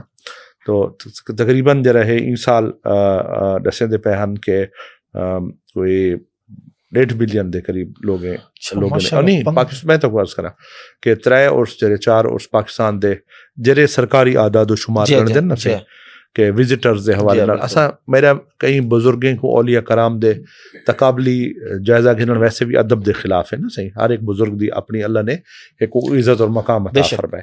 ویسے جرا مطلب وزٹرز اور حاضری دے حوالے نال عرس مبارک ہیں 4 وڈے عرس پاکستان دے وچ جڑے سب تو زیادہ حضرت داتا گنج بخش علی حجویری رحمۃ اللہ علیہ دا, حضرت بابا فرید, حضرت لال شہباز قلندر اور حضرت خواجہ غلام فرید, یہ 4 عرس جڑے سب تو زیادہ رش والے عرس انہیں خاص چل دے 15 لاکھ تک تقریباً 15 لاکھ ماشاءاللہ. کچھ سرائکی اچ کو کلام خواجہ صاحب دا کیونکہ ظاہر طور نال بیٹھو ہوں سرائکی اچ گپ شپ بھی تھی خواجہ صاحب دا کلام نہ تھی وے یہ تو نہیں تھی سکتا. تہاڈا ویسے یہ دسو کیڑا فیورٹ کلام ہے خواجہ صاحب دا تو چوز کر سکتے. دیکھو میں جڑا نا صحیح میں خواجہ صاحب دے میں کو ایک کلام خود بہت زیادہ پسند ہے کیونکہ ادھے وچ حضرت خواجہ غلام فرید رحمۃ اللہ علیہ کیونکہ آپ عاشقیں دے سلطان ہیں, ٹھیک ہے نا صحیح. اور ادھے وچ جڑا اے فرمائے نا صحیح میرا عشق بھی تو میرا یار بھی تو میرا دین بھی تو، ایمان بھی تو، میرا کعبہ، قبلہ، مسجد، ممبر، مصحف قرآن بھی تو، میرے فرض فریضے، حج، زکاتاں، صوم، صلاۃ، اذان بھی تو، میرا پیر، طریقت، مرشد، ہادی، شیخ، حقائق دان بھی تو، میری آس امید تے کھٹیا وٹیا، تکیا مان تے تران بھی تو۔ اچھا یہ ذرا شعر ہے نا سے حافظ صاحب ذرا ادھر غور فرمو۔ حضرت خواجہ صاحب دا 1 لکھ وگھا تقریباً رقبہ، 7 نواب مرید ہیں انہوں نے، 7 نواب۔ اور ایک کوئی پچھلے دیوار ایک سروے تھے، سروے جنہیں اپنے ہوں وقت نا کیلکولیشن کی تھی ابھی خواجہ فرید علیہ رحمت نے دا لنگر کتنا اج دے دور کرنسی کو کنورٹ کتنے تقریباً 5 ارب بڑے کہ 5 ارب دا لنگر خواجہ صاحب چلایا، یعنی انہیں اپنے انداز نال نا یونیورسٹیز دا ایک سروے ہے۔ اچھا تو میری دیکھیں تے خواجہ صاحب 8 سال دی عمر قرآن پاک حفظ کیتا اور آپ باقاعدہ خود درس لیندے ہیں۔ یہ تصور میں ایویں سے آدا کہ خواجہ صاحب دا تصور ایک گن ونجن کے دین دا انہوں نے تعلق ہے نا بڑا ظلم سی، خود درس لیندے ہیں، خود درس لیندے ہیں۔ 8 سال دی عمر آپ نے قرآن پاک حفظ کیتا، آپ دے فتوے دہلی تک ویندے ہیں۔ مناظرہ تھیا نواب صادق محمد خان صاحب دے دور پورے برے صغیرے چ کوئی نقطے دوتے جتنا بھی مسالک دے علماء کرام ہیں نا صحیح، چاہے دیوبندی حضرات ہیں سارے مل کے انہیں چنیا کے ہندی صدارت خواجہ صاحب کرے سن، اس واسطے نہیں کہ انہیں سمجھا کہ ای میلے سب تو علم والی شخصیتیں ہیں۔ اچھا تے او جڑے نا صحیح او میرے کو جتنا مطلب ہے کہ خواجہ صاحب دا معمول ہے کہ پورا سال روزے رکھے دے ہیں، خواجہ صاحب دا معمول ہے کہ تو کو ایک بڑے ایک خوبصورت گال دساں اور نوجوان نسل کو بھی جڑے بزرگان اور دے متعلق تصور شاید صحیح نہیں رکھیں دے۔ حضرت خواجہ صاحب دی پوری زندگی صرف 3 نمازاں چھوٹیں جڑے قضا ادا کیتن پوری زندگی وچ، اور خواجہ صاحب زندگی دے آخری لمحات تک افسوس کرنے دے رہ گئے کہ میں 3 نمازاں میں کل چھٹیاں کیوں۔ اس طرح دے پرہیزگار، اس طرح دی زندگی 8 سال دی عمر قرآن پاک حفظ کرا، اور ولا دیکھو ساری گل ہی اپنی جات ہے، لکھ وگھا بھی 7 نواب بھی مرید، نواب صادق Muhammad Khan head of state بالکل اتنا نیاز مند کہ لوگ آختے ہیں کہ خواجہ فرید سنگھ جہاں پیر نہیں ٹھا، نواب صاحب جہاں مرید نہیں ٹھا، انہیں دی نیاز مندی دی وجہ کو اور عبادت کی نہیں خواجہ فرید علیہ رحمت نے انہیں سارے معاملات کو دے وچ کی نہیں جویں بندہ او کریں دے نا او ذکر نہیں کیتا پھر میں دن آقا دو جہاں کو میری آس امید تے کھٹیا وٹیا تکیا مارتے تو اے کریم کا میری آس امید کھٹیا وٹیا ساری کو تیری ذات ہے۔ اچھا یہ جو فلاسفی ہے نا علامہ اقبال کو بھی دیکھو، علامہ اقبال بھی یاد ہے نگاہ عشق و مستی میں وہی اول وہی آخر وہی قرآن وہی فرقان وہی یاسین وہی طٰہٰ۔ خاص صاحب دا خاص طور سے عشق مصطفیٰ دے حوالے نال جڑا ایک کلام ہے نا صحیح پورا دا پورا کلام جو یار فرید قبول کرے سرکار بھی تو سلطان بھی تو، اچھا فرماتے ہیں یار کو قبول ہے سرکار بھی تو نہ تھا۔ اچھا اگلے فکر میں بھی آپ غور کریں، خاصا فرماتے ہیں اگر یار نے تمہیں جھٹلا دیا ہے، اگر یار نے قبول نہیں کیا تو اگلا دیکھیں اس میں بڑا مزہ ہے، لطف ہے، آپ ذرا غور کریں۔ خاصا اپنا حافظ صاحب وہ فرماتے ہیں کہ یار فرید قبول کرے سرکار بھی تو سلطان بھی تو، اگلا جو کہتے ہیں وہ کہتے ہیں نہ تا کہتر کم تر آہ کر ادنا لاش لا امکان بھی تو۔ یہ جو ساری ڈگری ہے نا صحیح کہتر کم تر آہ کر یہ سب جو ہے نا یہ ان چیزوں کی ہے، یعنی کم تر لاش ہے کا مقصد ہے جو یعنی فرض کی ایک بال ہے تو وہ بھی ایک شے ہے نا جی، بال تو ہے نا جی، لاش ہے یعنی بال بھی نہیں۔ وہ کہتے ہیں کہ یار نے قبول نہیں کیا تو فرید تیری کوئی حیثیت ہی کوئی نہیں۔ یہ جرا کلام ہے نا صحیح، یہ جرا ہے ایک کمال کلام ہے۔ ایک گال میں تو یہ ضرور دساں کیونکہ پوری ورلڈ جو واقعہ مشہور ہے اس واسطے دساں ضروری ہے، اور میں سمجھدا کہ جتنا بھی صاحب طاقت رکھنے والے لوگ ہیں نا خواجہ صاحب دا ان کو سمالسٹ لیٹر آف دا ورلڈ آکھا ویندے، سمالسٹ لیٹر آف دا ورلڈ۔ مختصر واقعہ کو بہت شارٹ کرتے تو بیان کریں بیان کہ نواب صادق محمد خان صاحب کیونکہ بادشاہ نواب مقصد کنگ، اچھا تو کنگ شپ انڈیپینڈنٹ ریاست ہے نا صحیح، بہاولپور ریاست آزاد ہے نا صحیح، کافی حد تک آزاد نہیں پاکستان دے پہلے دی گل ہے نا صحیح، خالد صاحب دا دور اور نواب صاحب دا بڑے صغیر جلے ہاں نا تے انہوں نے دو ہی ریاستاں جڑے آزاد ہن جنے جی انہاں دی آرمی اپنی انہاں دی کورٹس اپنے سارے، کیونکہ بادشاہ نواب صاحب دی حیثیت کنگ دی ہی ایک طرح دا تے انہیں کہیں تو ناراض ہے تے انہیں کو آرڈر دے تو نبی کو ریاست بدر کر دو۔ ہوں اج دور تک ہے نا بندہ اسائلم دے چلے ونجے چلے ونجے ہوں ایک ہوں وقت بندے کو آکھو ریاست بدر تے ونجے تے کڈے ونجے وہ ہن بڑا پریشان تے انہیں ہن خواجہ صاحب کہیں رستہ دکھایا بھی تساں چاچن شریف لگے ونجو انہاں دے مرشد ہیں انہیں کول ونجو تے صورتحال دسو ساری۔ خواجہ صاحب کو نے وہاں تے صورتحال دسی، ہن خواجہ صاحب سدیا اپنے خط منشی کو گئے اور دیکھو smallest letter of the world ان کو پڑھے لکھے لوگ یونیورسٹی کوڈ کتابیں دے لکھو نواب صادق محمد خان ہن ترے زیر زبر اور پیش دے وچ فلسفہ دیکھو نواب صادق محمد خان زیر تھی زبر نہ بن متا پیش آوی زیر زبر اور پیش تھی تکرار دے وچ میسج دیکھو میسج زیر تھی زبر نہ بن متا پیش آوے صرف اتنا لکھ کے فقیر غلام فرید بس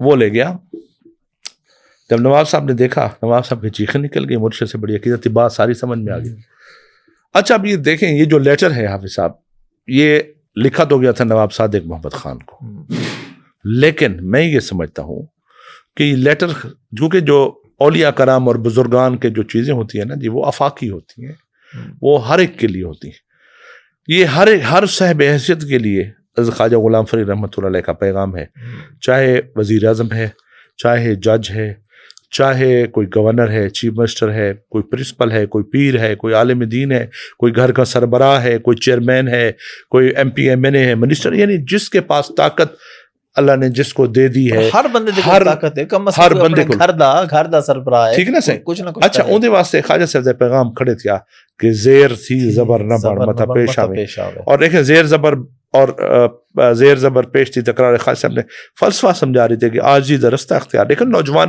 میں یہ تاکتا نوجوان کے نہیں پڑھن تے صحیح نے بزرگان کو اولیاء کرام کو پڑھن تے صحیح ہوں کوئی مرزا محمد علی میں ولن بناتے پیش کر دے پڑھن تے صحیح کہ اتا خواجہ صاحب ہیڈ آف سٹیٹ کو آخ دیں کہ زیر تھی ہر وقت ایج نیاز ساری موڑی زیر تھی نواب صاحب زبر نہ بن کبر دا رستہ اختیار نہ کر متا پیش آوی ایمنوں کے رب دی پکڑے چاونے یعنی اس طرح دا یعنی اے میں سمجھتا ہوں کہ تمہارے پروگرام میں لسن خواجہ صاحب دا بہت ضروری ہے ہر ایک کو پیغام ہے ہر صاحب کرسی تے بہن والے کو پیغام ہے بے شک اردو میں پھر تھوڑی سی بات چیت کرتے ہیں کہ خانقاہی نظام اور یہ جو دربار ہیں یہ پاکستان میں بھی ہیں انڈیا میں بھی ہیں تو جب آپ کے ہاں عرس ہوتا ہے تو انڈیا سے بھی لوگ آتے ہیں یا آپ لوگ جس طرح اجمیر شریف ہے ادھر تو آپ لوگوں کے آپس میں بھی کوئی روابط ہوتے ہیں آنا جانا ہوتا ہے جی جی بالکل جب حضرت خالد صاحب کا عرس ہوتا ہے تو اجمیر شریف کے سجادگان اکثر اس میں آتے ہیں اچھا اکثر اس میں دیکھیں یہ تھوڑا سا ویزے کے معاملات جب تھوڑا سا چل رہی ہو پاکستان اور ہندوستان کی ٹینشن تو بعض اوقات پھر تھوڑا سا وہاں کے جو زائرین ہیں ان کو آنے میں دشواری ہوتی ہے جب یہ دشواری نہ ہو تو پھر وہاں سے کافی لوگ آتے ہیں کافی اس وہاں ان کے جگدیش بیترا جو ہیں وہ خالد صاحب کے عرس پہ آئے تھے اور اسی طرح جو ہے اجمیر شریف کے جو سجادہ نشین بلال چشتی صاحب تو کئی دفعہ آئے ہیں اس طرح باقی اور طاہر نظامی صاحب دیگر جو ہے کئی وہاں سے ہندوستان سے یہاں لوگ آتے ہیں یہ تھوڑا سا ڈیپینڈ کرتا ہے حالات پہ آپ کا بھی جانا ہوا کبھی وہاں پہ نہیں میرا ایک دفعہ جو ہے میرا جو اس کو ڈیلیگیشن پہ میں جا رہا تھا اس کو ہیڈ کر کے حضرت امیر خسرو رحمۃ اللہ علیہ کے اس وقت میں ایڈوائزر تھا یوسف زاگران صاحب کا اور اسلامی ریاستی کونسل کا ممبر بھی تھا تو وہ 10 والا فلڈ اس میں آ گیا تو اس میں پھر وہ سارا ہمارا جو حاضری کا پلان تھا وہ کامیاب نہ ہو سکا لیکن اجمیر شریف جو ہے وہ انشاءاللہ تعالیٰ میری خواہش اور کوشش ہے کہ جیسے بھی تھوڑا سا حالات بہتر ہوں تو میں جاؤں حاضری کے لیے اجمیر شریف بھی اور حضرت نظام الدین اولیاء رحمۃ اللہ علیہ کے دربار پہ بھی دہلی میں بھی انشاءاللہ تعالیٰ ارادہ ہے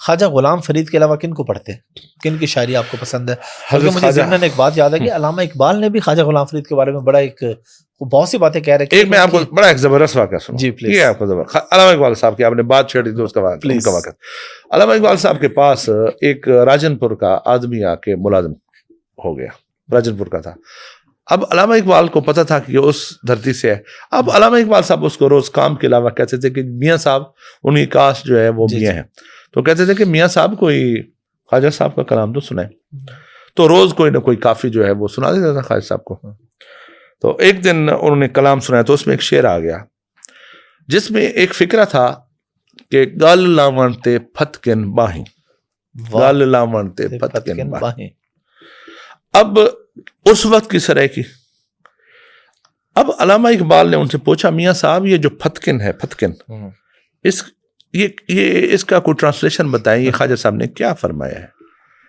تو انہوں نے کہا جی پھتکن کی وہ کیفیت ہوتی ہے جب ہم گائے یا بھینس کو ذبح کرتے ہیں قربانی کے لیے یا ویسے ذبح کرتے ہیں جب اس کی شاہراہ کٹتی ہے اور شاہراہ کٹنے کے بعد جو وہ تڑپتی ہے اس میں جو تڑپ پیدا ہوتی ہے اس تکلیف میں اس کو ہم سریکی میں کہتے ہیں پھتکن پھتک دی پئی ہے جیسے اس نے میاں صاحب نے یہ تشریح کی، آگے بھی تو ڈاکٹر علامہ اقبال تھے، ان کو بات ساری سمجھ آ گئی کہ حضرت خواجہ فرید رحمت اللہ علیہ کہنا کیا چاہ رہے ہیں. ان کو اور زار و قطار رونے لگ گئے اور کہنے لگے کہ واقعی خواجہ فرید جو ہے عاشقوں کے سلطان ہیں. ان کو بات سمجھ آ گئی کہ حضرت خواجہ فرید کہہ رہے ہیں کہ اے کریمہ کا گل لاونٹے پھتکن بھائی، آپ کو گلے لگانے کے لیے فرید ایسے تڑپ رہا ہے جس طرح جانور کی جو ہے نا وہ شہرک کٹ جاتی ہے. جس تکلیف میں آپ کے ہجر میں فرید ایسے تڑپ رہا ہے آپ کے دیدار کے لیے جس طرح جانور کی شہرک کٹ جاتی ہے. تو وہ پھر علامہ اقبال زار و قطار رونے لگے اور پھر انہوں نے کہا کہ واقعی خواجہ فرید عاشقوں کے سلطان ہے. یہ کیونکہ آپ نے بات چھیڑی تو علامہ اقبال کو بھی میں بہت پسند کرتا ہوں، بہت اعلیٰ شاعر تھے. اسی طرح سے سلطان باہو حضرت بابا بلے شاہ رحمۃ اللہ علیہ، حضرت سچل سرمست جو ہے، اور ہمارے جو شیخ سعدی اور حضرت رومی جو ہے وہ موجودہ سرائکی شعراء میں کوئی ہیں آپ کے؟ شاکر شجاع آبادی. شاکر شجاع آبادی موجودہ میں سمجھتا ہوں جی. شاکر شجاع آبادی کی ماشاء اللہ جی. ویسے شاکر شجاع آبادی کا بچپن دربار شریف پہ ہی گزرا ہے. ان کو چھوڑ گئے تھے کسی بیماری میں نا، ان کے والدین وہ خود بتاتے ہیں ان کو چھوڑ گئے تھے دربار شریف پہ. تو وہ پھر وہیں پہ 1-2 سال رہے دربار شریف پہ. وہیں سے پھر ان کو پتہ، میں تو یہ سمجھتا ہوں وہ خود بھی یہ کہتے ہیں خواجہ صاحب کا فیضان ہے. میں شاعر تھا تو نہیں، میں 1-2 سال وہ جو وہاں رہا دربار میں تو وہ ساری شاعری جو ہے نا آنے لگ گئی. جی وہ تو ان پڑھ ہیں. ہاں ان پڑھ ہیں. اور وہ کہتے ہیں کہ میں دربار پہ رہا خواجہ صاحب کے اور مجھے سارا وہاں سے یہ فیض حاصل ہوا شاعری کا. کوئی آپ کو یاد ہے دوڑا وغیرہ شاکر کا؟ گیا شاکر شجاع آبادی کا ڈوڈیوا بال کے رکھچا ہوا جاڑے خود، ایک بڑا زبردست ہے. ڈوڈیوا بال کے رکھچا ہوا جاڑے خدا جانے، کتنا بڑا میسج ہے. دیکھو صحیح جی میں اپنا شاکر صاحب نے آکھے تو محنت کرتے محنت دا سلا جانے خدا جانے، تو ڈیوا بال کے رکھچا ہوا جانے خدا جانے. یہ بڑا بہوڑا پیغام ہے. اور شاکر شجاع آبادی صاحب سارے موجودہ سرائکی وچ بڑے عظیم شاعر ہیں. بے شک. کیونکہ شاعری کی بات ہو رہی ہے تو شاعری کے ساتھ موسیقی کی بھی تھوڑی سی بات کر لیتے ہیں. موسیقی کا کیا تصور ہے ہمارے ہاں؟ کیونکہ 2 اسکول آف تھاٹ ہیں الگ الگ. ایک موسیقی کو ٹھیک کہتے ہیں، موسیقی کو غلط کہتے ہیں. لیکن خانقاہ نظام میں ہم دیکھتے ہیں کہ موسیقی جو ہے وہ شروع سے ایک حصہ چلا رہی ہے باقاعدہ، جس طرح محفل سماع ہوتی ہے یا کوئی بھی کسی بھی طرح کی.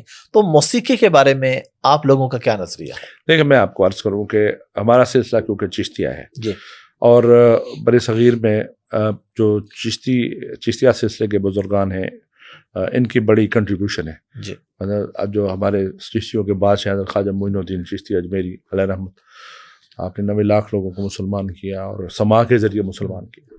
اور اسی طرح حضرت نظام الدین اولیاء رحمۃ اللہ علیہ، انہوں نے پورا اس پہ یہ جو ایک یہ بجایا جاتا ہے نا جی ایک ساز، یہ حضرت نظام الدین اولیاء رحمۃ اللہ علیہ کی جو ستار ہے وہ ان کی طرف سے پھر امیر خسرو کو دیکھ لیں، اور وہ طوطی بر صغیر کہا جاتا ہے ان کو. اور اسی طرح پھر حضرت خواجہ غلام فرید رحمۃ اللہ علیہ کلام، اور اسی طرح حضرت مہر علی شاہ گولڈا، یہ سارے سلسلہ چشتیہ ہی ہیں.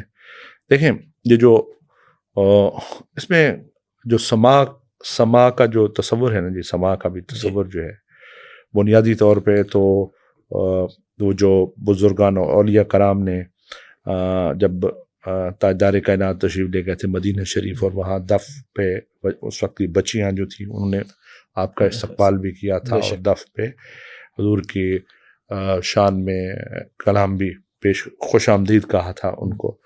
اور اسی طرح جو ہے بزرگان اور اولیاء کرام نے کیونکہ اس کو ذریعہ تبلیغ بنایا ہے. اور بر صغیر میں تو خاص طور پہ کیونکہ یہ جو یہاں کا جو کلچر تھا نا جی، ویسے حضور نبی پاک علیہ الصلوۃ والسلام کی حدیث پاک بھی ہے کہ جب وہاں پہ تبلیغ کے لیے جائیں تو وہاں کے کلچر کا بھی اس کو دیکھ کے خیال رکھ کے اس پہ تبلیغ کی جائے تاکہ لوگوں کو سمجھ آئے. تو بر صغیر کا ایک اپنا کلچر تھا موسیقی کے حوالے سے. تو بزرگ کیونکہ اس وقت جو ہے نا اس وقت تبلیغ کرنا جہاں پرتھوی راج جیسے لوگ بیٹھے تھے، جہاں بڑے ظالم لوگ بیٹھے تھے جو بالکل اسلام کے اگے سے. آج آپ دیکھ لیں ہندوستان میں یہ مودی والی فکر، اور یہ آج کس طرح ہو رہا ہے. ابھی کہتے ہیں کہ وہ جو حضرت خواجہ معین الدین چشتی اجمیری رحمۃ اللہ کا مزار ہے، یہ جناب مندر تھا بابری مسجد والے، آج اس دور میں ہی ہے. تو اس وقت کیا بزرگوں کے لیے کیا ایک پردیس سے گئے اور کیا معاملات ہوں گے، حکومت ساری ان کی گرفت میں. تو پھر انہوں نے جو ہے نا اس کو سماع کو لوگوں کی تبلیغ کا ایک ذریعہ بنایا. لیکن میں آپ کو ایک چیز ضرور کروں کہ سماع کے بھی بزرگوں نے شرائط رکھی ہیں. سماع کے لیے بھی ایک شرائط ہیں. समा का ये है कि इसका हज़रत निज़ामुद्दीन औलिया रहमतुल्लाह ने पूरा तरीका बयान किया, हज़रत ख्वाजा गुलाम फरीद रहमतुल्लाह ने मकाबिस और मजालिस में पूरा तरीका बयान किया समा का भी, कि समा जब समा हो तो सर ढांपे होने चाहिए, समा में जो है दरवाजे बंद होने चाहिए, ताकि देखें बुनियादी तौर पे समा जो है वो भी उस कैफियत को उजागर करने के लिए ही की जाती है। समा से जो बंदे का जो इश्क इलाही, और अगर समा है इश्क इलाही और इश्क रसूल सल्लल्लाहु अलैहि वसल्लम को उजागर करने के लिए, वो तो समा है। अगर वैसे उसमें दुनियादारी का कलाम पढ़ने लग जाए तो वो फिर वो महफिल समा से हट जाता है। वो जो समा है वो बड़ी पाकीज़ा चीज़ है। सिलसिला चिश्तिया में तो उसे, क्योंकि उससे वो जज्ब की एक कैफियत तारी होती है, जो उस कैफियत में बड़े बड़े बुजुर्गों को हमने देखा है कि उसके उस कैफियत में फिर वो रब ताला के साथ ऐसे उनका जो है ना सिलसिला जुड़ जाता है और वो रब ताला की तरफ माइल हो जाते हैं। और उस समा जो उसमें वो समा जो है जो अल्लाह की तरफ आपको ले जाए और अल्लाह के हबीब की तरफ ले जाए, वो तो फिर इबादत है। हाँ, अगर आप उससे हट के वैसे कलाम सुनते रहें जो दुनियादार, वो समा तो नहीं, वो तो फिर मौसीकी होगी। हम इस समा के कायल हैं। और इसी में धमाल भी आ जाती है, तो धमाल के बारे में क्या है? धमाल असल में कल्चर है जी। धमाल बड़े सही देखें, जो धमाल है उसको आप दीन से नहीं जोड़ सकते।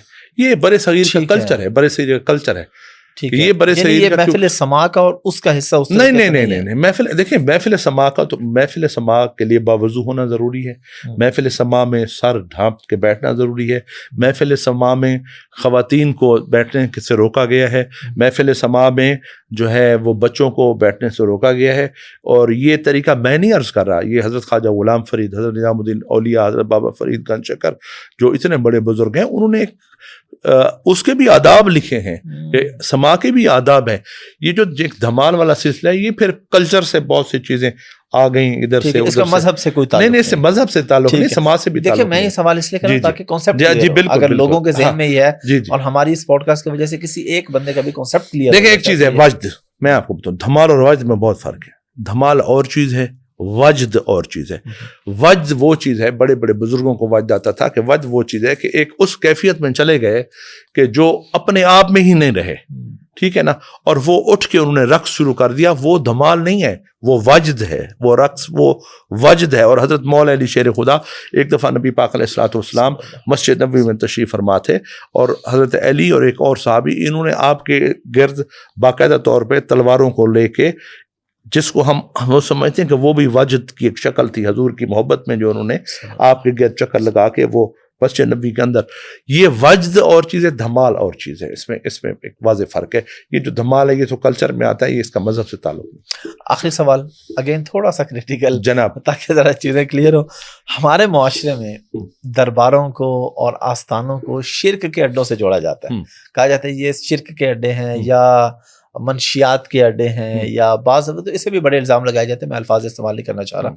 तो इस बारे में आप क्या कहते हैं? वो लोग कहते हैं जी कब्रों पे सजदे हो रहे होते हैं, कब्र वाले से मांगा जा रहा होता है। देखिए, मैं आपको एक हज़रत ख्वाजा गुलाम फरीद रहमतुल्लाह अलैह का एक आपको एक कलाम सुना देता हूँ, प्लीज। उनके अकीदे का आपको वाज़ेह पता चल जाएगा। ठीक है। अगर उसके अलावा कोई दूसरा काम वहां पे कर रहा है तो वो ख्वाजा साहब की तालीमात नहीं है, ज़हन में रखें। ठीक है। अच्छा, इस तरह बाबा फरीद का भी सुना देता हूँ आपको समझ आ जाएगी कि बुजुर्गों की तालीमात क्या है। अगर उससे हट के कोई काम कर रहा है, अगर अपनी जहलियत में कर रहा है, तो उसमें ख्वाजा फरीद रहमतुल्लाह अलैह, मैं आपको ये कहूँ। अब ख्वाजा साहब फरमाते हैं, ये जरा तवज्जो से सुने।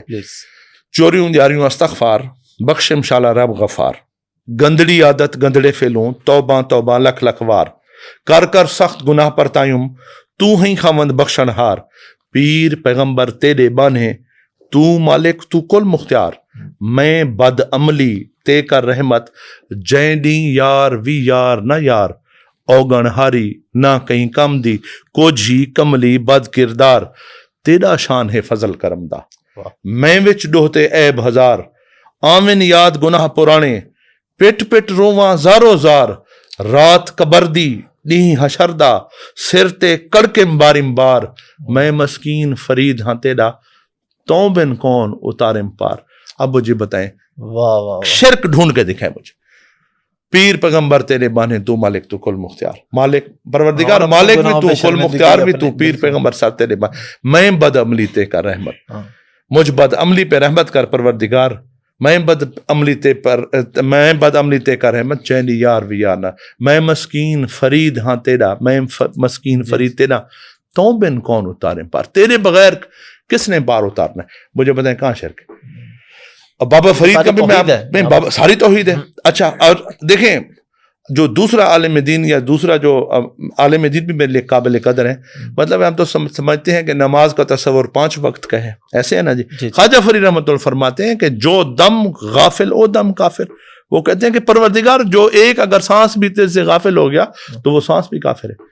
جو اس طرح کی توحید بیان کریں، ان کے درباروں کو اگر کوئی کہے کہ یہ شرک کے اڈے ہیں، یا کوئی کہے یہاں پہ سجدے، دیکھیں میں آپ کو ایک عرض کروں کہ ہم جس معاشرے میں رہتے ہیں، اگر کوئی اپنے ایک انڈیویجول جا کے کوئی ایسا ایکٹ کرتا ہے تو اس میں اس صاحب مزار کا تو کوئی قصور نہیں. اب بابا فرید ہے، وہ کہتے ہیں کہ اپنا اب ان کا دیکھیں، اٹھ فریدا اٹھیا تے جھاڑو دے مسیت، تو ستا رب جاگدا تیری ڈاڑھے نال پریت. اب مجھے بتائیں یہ کیا فکر ہے؟ اولیاء کرام کی تو فکر یہ ہے، اگر کوئی ہاں یہ ہے کہ وہ اللہ کے دوست ہیں، اللہ تعالیٰ ہم جاتے ہیں مزاروں پہ، درباروں پہ حاضریاں دیتے ہیں، ہم وہاں پہ فیض حاصل کرتے ہیں، اور وہاں پہ ہم اس نیت سے جاتے ہیں کہ پروردگار تیرے برگزیدہ بندے ہیں.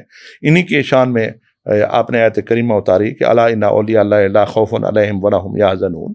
یہ وہ بزرگ ہستیاں ہیں جن کو آپ نے اپنا دوست قرار دیا، جن کے آپ نے ڈنکے بجوائے، دنیا میں ان کی عزتوں کے ڈنکے بجائے. آپ نے کہا، حدیث پاک میں آیا کہ جس کو اللہ پسند فرما دیتا ہے، جبرائیل امین کو بلاتے ہیں کہ ان کے ڈنکے بجا دو، اوپر ڈنکے بجا دو، فرشتے میں بجا دو، زمین. یہ وہ لوگ ہیں، وہ مقرب ہستی ہیں جو اللہ کے دوست ہیں، جس کو اللہ نے خود دوست کہا ہے. اس نیت سے ہم جانتے ہیں. دیکھیں ہم یہ تو قدرتی کی بات ہے کہ جب رب سے ہم یہ نظریہ ضرور رکھتے ہیں کہ میں سمجھتا ہوں میں گنہگار آدمی ہوں، میں ایک خطا کار آدمی ہوں، اور میں اگر حضرت دادا غازی مشرف رحمۃ اللہ علیہ کے مزار پہ جاؤں گا اور میں یہ کہوں گا کہ مولا یہ تیرے برگزیدہ بندے سوئے ہوئے ہیں، تیرے ولی سوئے ہوئے ہیں، تیرے دوست سوئے ہوئے ہیں، تجھے انہی کا واسطہ ہے، ہم پہ کرم فرما. تو میں سمجھتا ہوں کہ اگر میں ایسے کہوں گا تو اس برگزیدہ ہستی کی نسبت سے اللہ تعالیٰ ہماری یعنی واسطہ وسیلہ ہوتا ہے کہ مانگا اللہ سے جاتا ہے، اس میں کوئی شک نہیں ہے. دیکھیں اگر کوئی کم علمی میں، کوئی جہلیت میں کسی کو علم نہیں ہے اور وہ جا کے سجدے دینے لگ جاتا ہے تو وہ تو اس کا عمل ہے، وہ درباروں والوں کا سبق تو نہیں. میں نے آپ کو کتنا ان کا پورا کلام سنا دیا، آپ کو کہیں شرک نظر آتا ہے؟ بالکل بالکل. بہت شکریہ آپ کے وقت کا، بڑا مزہ آیا، بڑی بہترین گپ شپ رہی.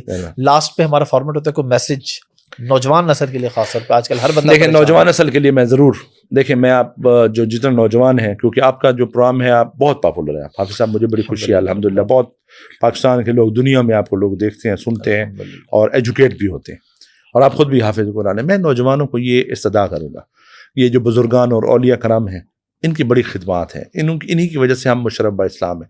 انہی کی وجہ سے دیکھیں دنیا کی پاپولیشن کا 50% بر صغیر میں ہے، دنیا کی مسلم پاپولیشن کا 50% بر صغیر میں ہے، افغانستان، ہندوستان، پاکستان، بنگلہ دیش.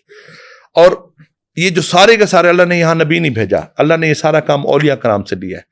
تو آپ اگر کوئی موجودہ جو پیران عظام ہیں ان کی ایسی کام کاج ایسے ہیں کہ جس طرح انہوں نے ایسے اگر کوئی فیک عمل کیا ہوا ہے تو ان کو خدا بزرگان اور اولیاء کرام جو وہ ہستی ہیں وہ تو ان ساری چیزوں سے بڑے پاک تھے. تو آپ مہربانی کریں، آپ جو ہیں ان کو پڑھیں. آپ یہ نہ سمجھیں دربار شرک کا جو ہے مرکز ہے. آپ جا کے دیکھیں دربار شریف خالد صاحب نے کیا کہا ہے، آپ پڑھیں بابا فرید نے کیا کہا ہے، آپ پڑھیں بابا بلے شاہ صاحب نے کہا ہے، حضرت سلطان بہو نے کیا کہا ہے. ان کی تعلیمات کو دیکھیں، ان کی زندگیوں کو دیکھیں. صرف آپ کسی کے کہنے پہ ان پہ فتوے لگا دیں، یہ بڑے ظلم کی بات ہوگی. جنہوں نے ہمیں، اور ہم کچھ نہیں کر سکتے ان بزرگوں کے لیے جن کی وجہ سے ہم کلمہ ہم نے پڑھا اور اسلام سے مشرف با اسلام ہوئے، ہم ان کو جو ہے نا الٹا سمجھیں کہ یہ انہوں نے جو ہے نا دین کو بجائے ان کی خدمات کو ماننے کے لیے الٹا ان پہ اعتراض شروع کر دیں، تو یہ تو ظلم کی بات ہوگی. میں نوجوانوں سے یہ کروں گا بزرگان اور اولیاء کرام کو پڑھیں، پھر اپنی رائے کم کریں. بہت بہت شکریہ.